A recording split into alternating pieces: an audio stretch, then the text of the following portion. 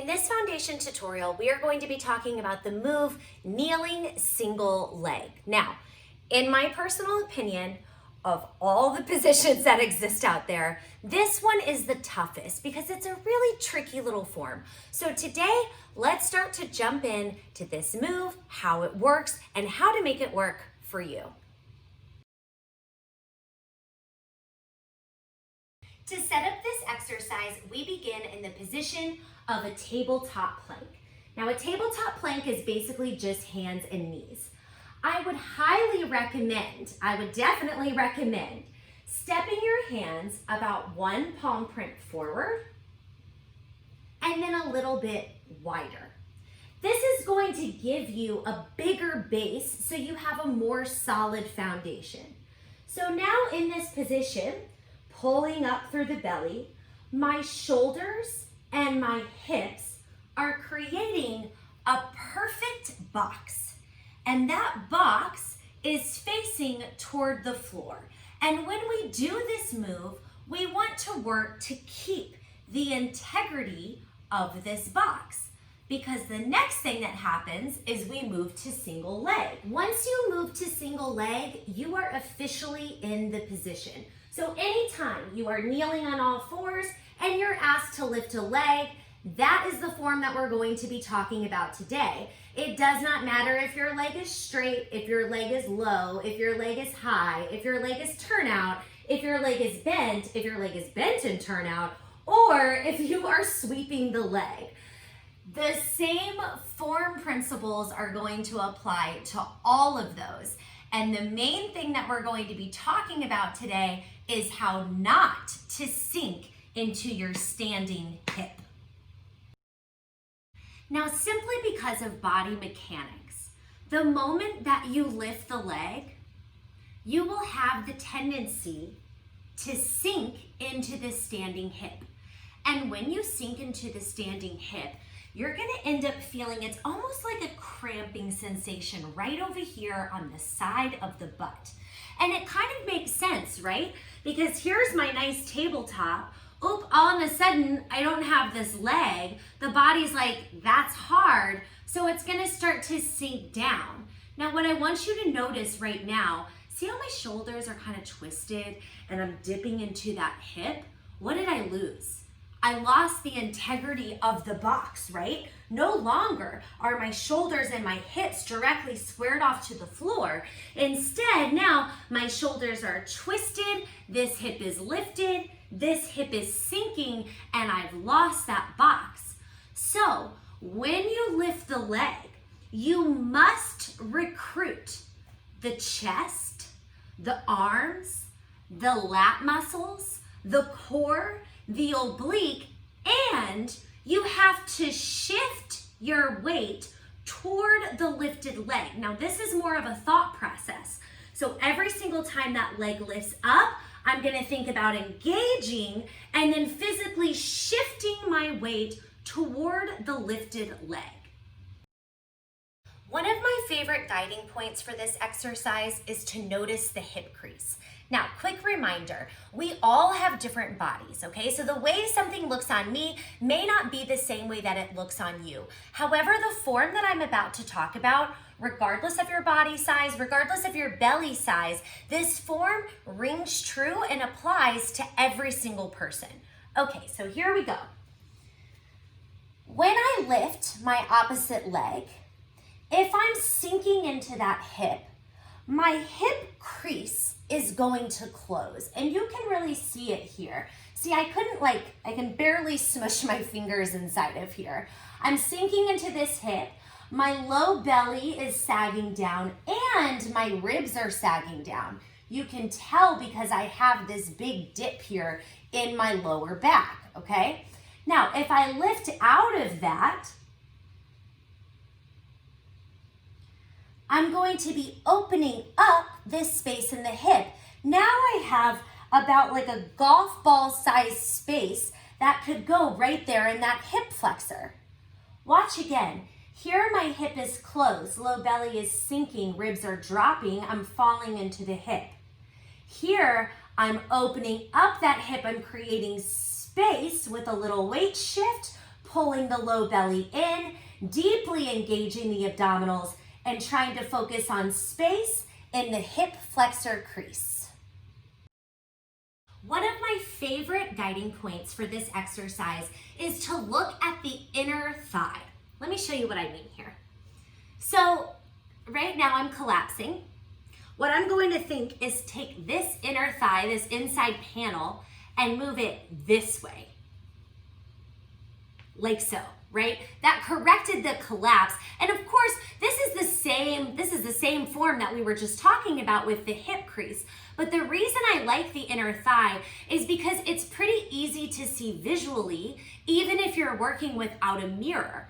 So I can simply look down with my eyes. I can see that I have this slant in the leg, and then I'm gonna tell the top of that inner thigh to push, push, push over until I create a more stacked position.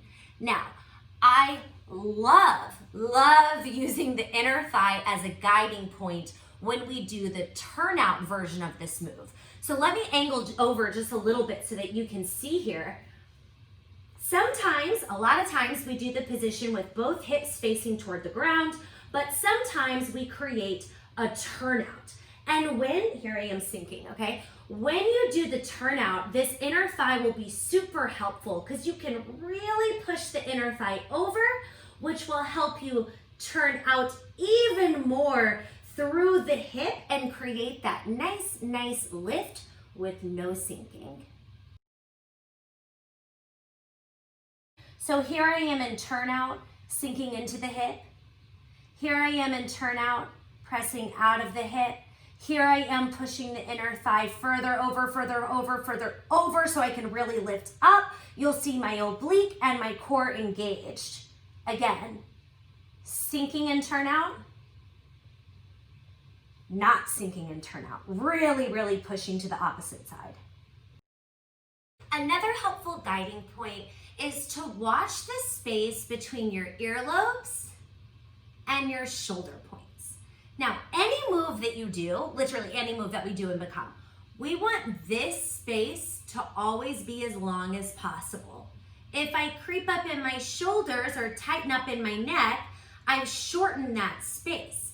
It's always helped me to think about elongating through the neck and out to the tips of the shoulders. When you do this move, the shoulders are gonna wanna come all the way up here every single time, especially if you're taking leg sweeps. They tend to do this a lot and they tend to kind of twist with the body. So it can be very helpful to think about pulling the shoulders down, keeping the collarbone long. Every so often, turn your head no just a few times, and then working to keep that length regardless of what the working leg is doing. When performed correctly, there should be more weight in the same hand as the working leg. See what that looks like. Working leg is here. There should be more weight in this hand, the same hand as the working leg. Now, why is that? Because we're not sinking over to the side of our standing leg. No, we are shifting our weight over. And that means that this hand is naturally going to get light. So 2 things I want to tell you here. Number 1, when I first started learning this move, oh my God, it was the worst. I was so bad at it. I couldn't get it for the life of me. So I would often just set up and hold, and then I would be like, okay, how much weight is in this hand? If it was a lot of weight, like if I couldn't tap it, I knew that I needed to shift more. And if I was able to flip that palm up, then I was like, okay, I know I'm getting somewhere, right? The other thing I want to tell you is that this could technically become an amplifier. Anytime that you have this leg lifted, you could technically also work single arm, single leg for more of a core challenge. Not required, but something that is always available to you. Okay, real talk. I have never once done this entire series without feeling cramping in my standing hip at some point. I'm gonna repeat that again. I have never once done an entire series of the kneeling single leg without at some point feeling some sort of cramping in the standing hip, okay? It's normal. It's just going to happen. It's a very tough position. However, when I start to feel that cramping in the standing hip, then I know that I've started to collapse into that side. So that's my sign that I either need to take a stretch or I need to readjust form. And it always amazes me because I'll be like, oh, I started to feel that standing hip, and then I'll push over, engage the abs, pull everything in, and right away, you'll feel the muscle release, yeah? So when we do this position in the Become Project, we will always break it up with something else, always. I don't ever teach an entire 3 minutes of just holding in this spot. Instead, we move into like a lunge, or we move back to some sort of stretch, or I offer some sort of reprieve out of this exercise so that way your muscle has a moment to recover. And this is something that is definitely going to be beneficial. So what you need to know is that maybe sometimes you go ahead and you take that stretch a little bit early, right? Or you take the stretch for longer, or you come and join us every other series, or you do the first minute or two of the series, right? You get like halfway through, and then you say, okay, now I'm gonna take the time to stretch. If you want to counter stretch, it is a pigeon position with the kneeling leg being the one that's stretching. This is a perfect place to go for a stretch. This is the knee I was kneeling on. I'm puffing up my chest. That feels good. And right away, you will stretch that exact same area of the hip that is tending to cramp. So per usual, feel free to make these series your own. Now that we have some understanding about the position, it's really important that we talk about the motion. In this move and in pretty much every Become move, but getting down the form foundation is number one, and then adding movement is number two. So for example, let's say that the series is having you sweep your leg out and sweep it back. But every time you move the leg, you notice that you collapse. You know what you're gonna do? You're gonna eliminate the range of motion, and you're instead just going to practice holding this. Maybe you start to add motion, but you do it really small. So you only open up your leg a little bit and then close it back.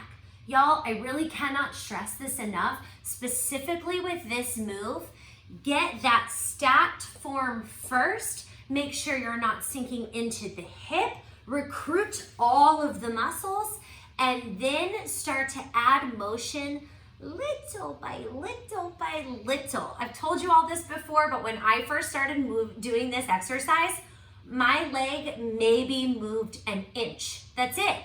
And then I found that I was able to keep everything stacked up, only moving an inch, and then I could move 2 inches, 3 inches, until now I can do it, getting that leg pretty far open and taking it back. But you know what? That takes time. So lots of patience, lots of compassion. When it comes to the hands in this exercise, you do have options. You can absolutely do this move down on both of the forearms. Personally, I think it's harder, but some people really like it, so totally up to you. The other option, and this one will maybe help you stay out of that standing hip, is to only go down onto one of your forearms. So, this is my standing leg, it's my right leg. I could bring my right elbow down. I usually like to open up the opposite arm, so that's my left hand a little bit wider. And this can really help you stay centered. I highly recommend trying it and seeing what you like best, because in my experience, I've found that it works really, really great for some people, and then for some others, it doesn't work great at all. So feel free to explore what it's like to do this down on both elbows or on only one elbow. For those of you who find that you really cramp up in your neck and shoulders, or for those of you who are doing this exercise and feel like you don't have a lot of space, I would recommend trying this with your hands on blocks. It's a really, really good option. It gives you more space from the floor. It helps you elongate the neck. And the only thing that I really need to talk about here is that if your hands are up higher, it naturally means that your leg has to be lower, right? Because if I try to lift my leg up this high, it's going to cause that big sway in the back, and we don't want that. Look, my hands are down here. I could have my leg at this height without swaying in the lower back. But if I lift my hands up, that's not gonna happen, right? So I have to take my leg lower, press the box away, and then take the move here. It's really, really fantastic, so definitely give it a shot. Now, the beauty of this exercise is that it can absolutely be recreated standing, utilizing a chair, a counter, or a stool. If we were all down on the floor in hands and knees, this is what the position looks like when you're standing, okay? So where I am right now, soft bend in my knees, feet underneath the hips, hands on the chair. This is the alternative, the standing alternative for hands and knees. If I were gonna move to single leg, it would look a little something like this. And again, no matter what version of that single leg we are doing, this is the position that you would take it in standing, right? Here's what a turnout looks like. And the even better thing is that all of those same form principles still apply. So if you sweep open the leg, you're gonna tend to twist and sink into that standing hip. So everything that we just talked about, right? The shifting of weight, the alignment of the inner thigh, making sure that the hands are light, all of those form principles, engaging the low belly, the chest, the arms, all of those things get worked even in the standing position.